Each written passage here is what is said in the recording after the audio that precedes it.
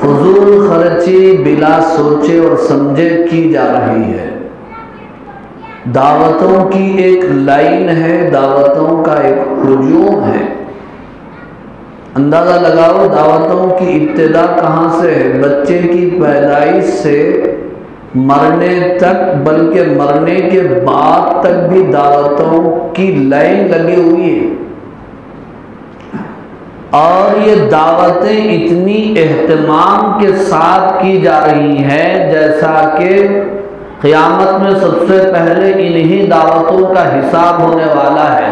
मन रब्बुक मा दीनुक मन नबियुक, ये 3 सवालात कब्र में नहीं पूछे जाएंगे। सबसे पहले दावतों के बारे में पूछा जाएगा। छठी करे थे नहीं करे थे, छिल्ला करे थे नहीं करे थे, अकीका करे थे नहीं करे थे, अकीका करे तो कैसा करे थे, कपड़े लेके गए थे वैसी गए थे, 5-10 रुपए हाथ में रख के है क्या वैसी चाहे। ये दावत है। पैसे रहे तो जाते बोल रहे, औरता नहीं तो नहीं जाते बोल रहे। हाँ, मर्द में गए खाली खाले के हाथा पूछने के आए तो चलता, मगर हमें नहीं जाते जब तक के पैसे हाथ में नहीं रखते। कुछ तो भी रख के आना, क्या ये जरूरी है? फिर वो तोहफा नाम को है, वो असल में कर्जा है।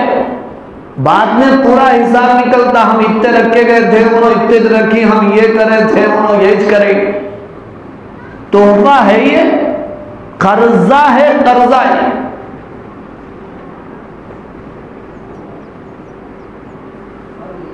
और इन्हीं चीजों में आज मुसलमानों का पैसा लग रहा है, जाये हो रहा है। शरीयत ने सादगी की तालीम दी, शरीयत ने कनाअत की तालीम दी है। शादियां नबियों ने भी की है, सहाबा ने भी किया है, वलियों ने भी किया है। हम नबियों को मानने वाले और रसूलुल्लाह पर ईमान रखने वाले, सहाबा को मेयारे हक मानने वाले, औलिया इकराम के नारे लगाने वाले हैं, लेकिन हमारा अमल इन हजरात के खिलाफ है। तो फिर बताइए क्या हम अपने दावे में सच्चे और पक्के हैं? जिस तरह आज तकरीबात हो रही हैं, दावतें की जा रही हैं, 1,24,000 नबियों में किसी नबी और पैगंबर और रसूल ने ऐसी दावतें की हैं? किसी सहाबी रसूल ने ऐसी दावत की हो, किसी वली ने ऐसी दावत की हो तो बताइए आप। नबियों ने भी शादियां की, लेकिन वहां पर कोई ऐसी बात थी कि कच्चा रस्म सुक्का रस्म, बच्ची वाले क्या डाल रहे हैं तो बच्चे वाले क्या डाल रहे हैं, तुम बरी लेके आ रहे हैं तो कैसी लेके आ रहे हैं, लड्डुओं से लेके चप्पलों तक बरी का सामान लेके आना।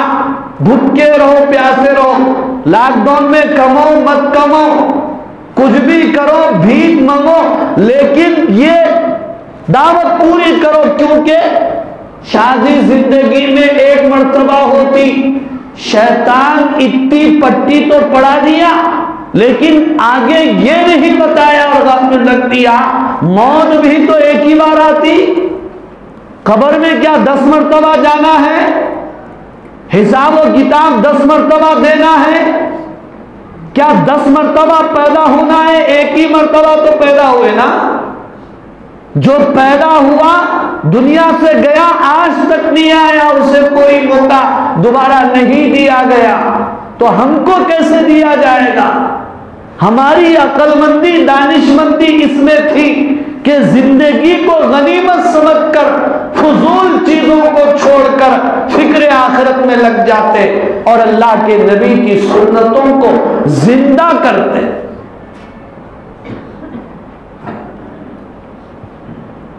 अब रस्म में क्या कुछ नहीं हो रहा है, दावतों में क्या कुछ नहीं हो रहा है, उसके ऊपर कितना रोया जाए कम है, कितना बोला जाए कम है, कितना मातम किया जाए कम है, कितने बयानात किए कम है, इसलिए कि सोए हुओं को जगाया जा सकता है, लेकिन जो कौम मौत का शिकार हो चुकी हो उसे उठाना बहुत मुश्किल है। सब कर रहे हैं तो हम भी कर रहे हैं, सबके साथ हम भी हैं, सब जहन्नम में गए तो हम भी उनके साथ जाएंगे, लेकिन हम बराबर करें,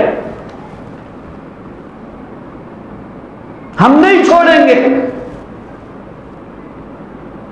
उन बुराइयों में एक बड़ी बुराई यह है कि रस्म को, जिसे अंग्रेजी में क्या बोलते हैं, इंगेजमेंट, उसको शादी का दर्जा दिया जा रहा है। आप मुझे बताइए कि रस्में, मंगनियां, एंगेजमेंट बड़े बड़े शादी खानों में हो रहे हैं, ऐसा लग रहा है ये शादी, ये रस्म नहीं है, शादी है।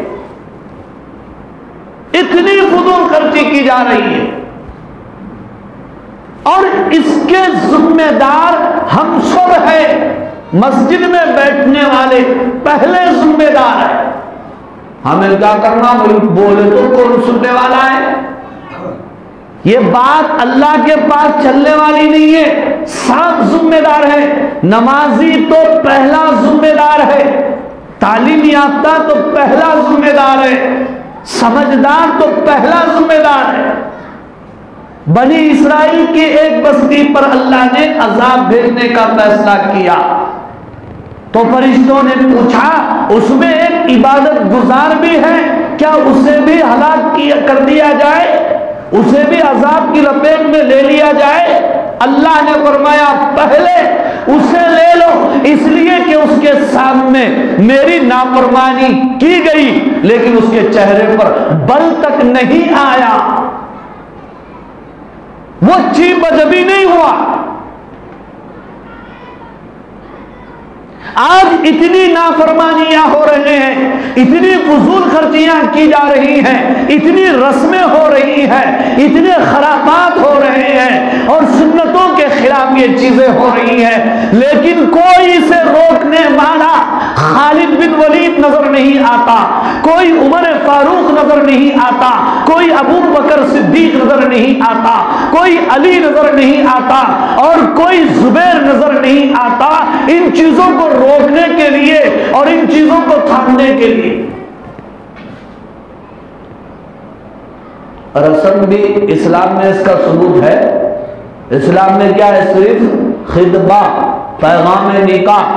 बच्ची वालों ने या बच्चे वालों ने निकाह का पैगाम दिया, ठीक है भाई, उसके बाद डायरेक्ट शादी है। कच्चा रस्म, सुक्का रस्म, बरी के साथ रस्म, बगैर बरी के रस्म, फूला पीना के रस्म, तुम्हें कुछ डालते तो हमें कुछ डालते, तुम्हें ये करे तो हमें ये करते। ये किसी नबी और पैगंबर ने, किसी रसूल ने, किसी वली और साहबी ने किया? किसी किताब में ये बात आपको मिलेगी? क्या पीराने पीर की यही तालीम है? हजरत ख्वाजा मोइनुद्दीन चिश्ती रहमतुल्लाह अलैह की यही तालीम है? क्या इस्लाम का यही सबक है? नौजवानों बताओ मुझे। नौजवानों को पहले खड़े होने की जरूरत है, पहले आगे आने की जरूरत है और खानदान वालों को बताने की जरूरत है। किसी बुजुर्ग ने क्या खूब फरमाया कि इबादत करने के लिए छटाक ईमान काफी है, 50 ग्राम ईमान भी इबादत उससे हो सकती है, लेकिन ये मामलात में खड़े होने के लिए, इन बुराइयों को खत्म करने के लिए 5 किलो ईमान की जरूरत है। कितने? 5 किलो ईमान की जरूरत।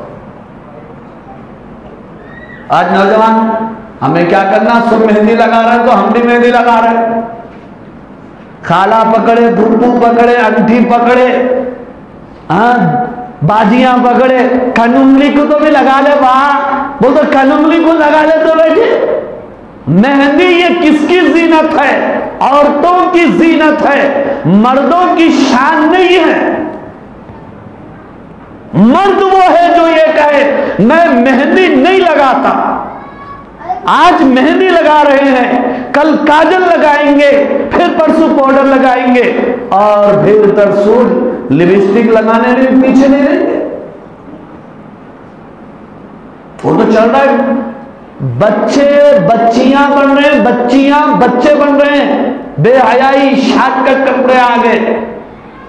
जब कपड़े नहीं थे साहबा के पास, पेवन ज़दा कपड़े पहनते थे लेकिन पर्दे में रहते थे।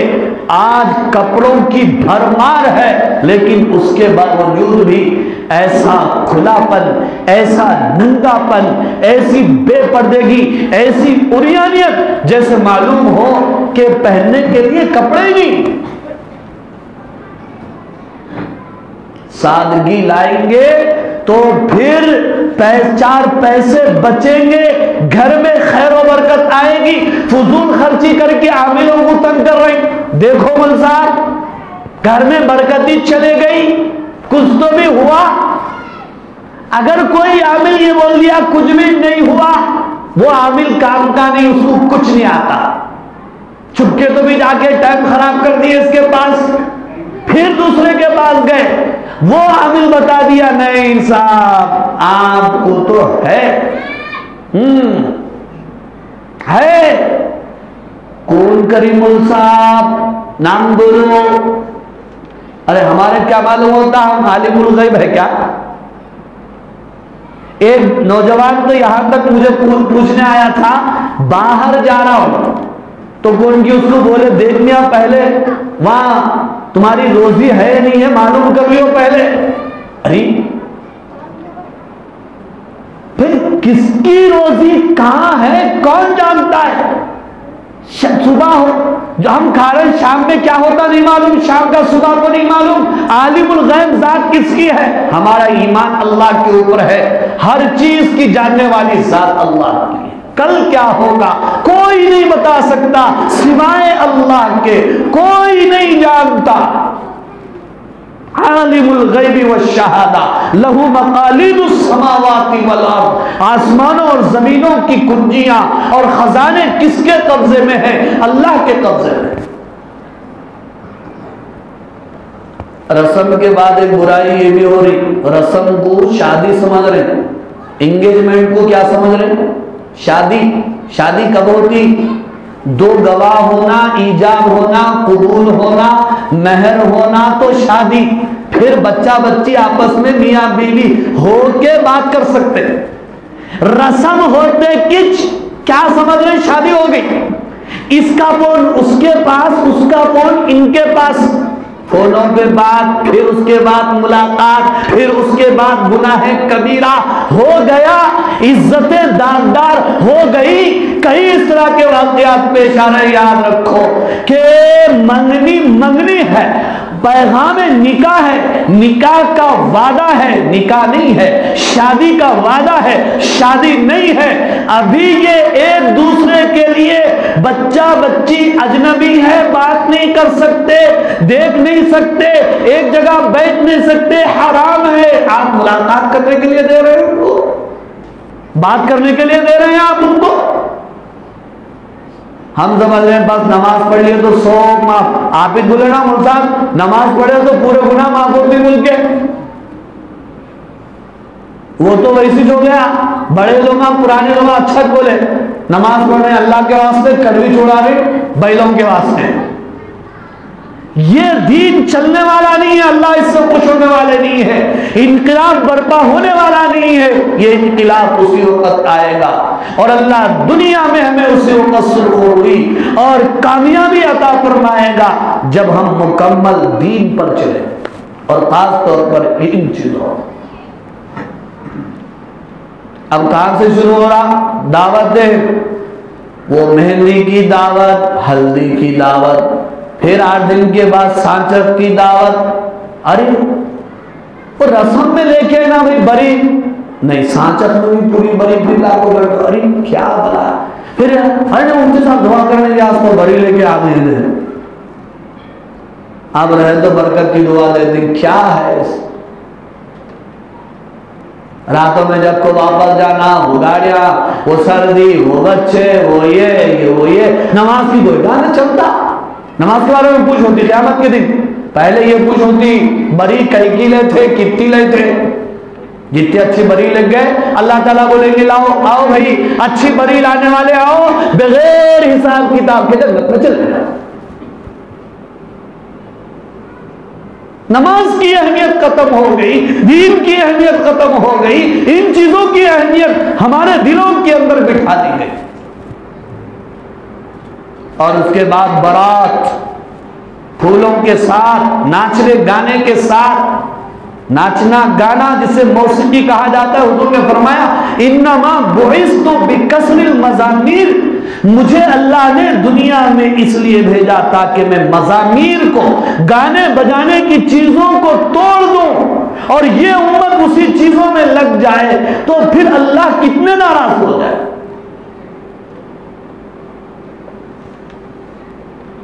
गाना निफाक को पैदा करता है, नाचना निफाक को पैदा करता है। नाचने गाने की वजह से बाज़ अहादीस में आया है नमाजें तक भी कबूल नहीं होती, नमाजें तक भी कबूल नहीं होती। शैतान दुनिया में आया तो अल्लाह से पूछने लगा, ऐ अल्लाह मुझे कोई मुकाम चाहिए, आपने तो अपने दरबार से निकाल दिया। तो अल्लाह ने कहा तेरा मुकाम हम्माम है, बैतुल खला है। उसने कहा कि मुझे बैठने के लिए कुछ मजलिस चाहिए, चबूतरे। अल्लाह ने कहा तेरे चबूतरे बाजार है। उसने कहा कि खाने के लिए कुछ चाहिए, तो अल्लाह ने कहा हर वो ग़िज़ा जिस पर मेरा नाम ना लिया जाए वो तेरी ग़िज़ा है। उसने कहा मुझे पीने की चीज चाहिए, तो अल्लाह ने कहा कि हर नशे में लाने वाली चीज वो तेरा पीना है। कुल्लु मुस्किरिन हराम, हर नशे में लाने वाली चीज क्या है? हराम है, शराब जिसे कहते हैं हराम। लेकिन सुनने के लिए तैयार नहीं है। हमारा हम पीर साहब तुम्हारे पैसे दे रही क्या? हाँ, बुराइयों की जड़ है शराब। उसने कहा अल्लाह सब ये चीज़ आपको मिल गए, मुझे अब एक ऐसी चीज दीजिए कि मैं उसके जरिए से सबको जमा कर सकूं, अपने जाल में फंसा सकूं, सबको अपनी तरफ बुला सकूं। तो अल्लाह ने कहा कि नाचना गाना ये तेरी दावत का हथियार है, लोगों को जमा करने का हथियार है। आज मस्जिद में अजान के बाद खतीब का खिताब सुनने के लिए, वाइस का वाज सुनने के लिए, इमाम का बयान सुनने के लिए कोई जल्दी आने के लिए तैयार नहीं है। वहां पुदीने का हार गाड़ी के ऊपर रखा हुआ है नाचने गाने के वास्ते, और वो देखने के वास्ते ये नौजवानों की लाइन लगी हुई है वहां पर, और उसका किसी को एहसास नहीं। फिर सोच रहे दुनिया में हमारा गलबा कहीं को नहीं है, हम मुसलमान हैं उसके बावजूद भी जलील क्यों है? इसीलिए तो जलील है। मस्जिद में आने के लिए तैयार है हम, मस्जिद में बयान सुनने के लिए तैयार हैं हम?